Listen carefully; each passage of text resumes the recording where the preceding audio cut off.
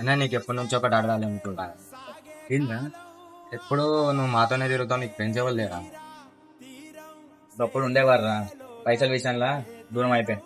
ఏం ఫ్రెండ్స్ అన్న, మా ఫ్రెండ్స్ ఇక్కడ అంటే ఇదంటే అది చెప్తారుగా. అవునా? అయితే ఒక పని చేయరా, మీ ఫ్రెండ్స్ ఎవరికైనా ఫోన్ చేసి ఒక 100 రూపాయలు అడుగునండి. వంద చీప్ అడుగుతారు.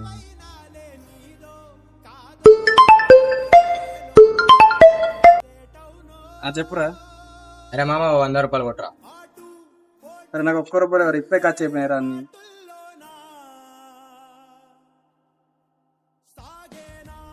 నాకు ఇప్పుడు అర్థమైందా నీ ఫ్రెండ్స్ ఎందుకు కూడా.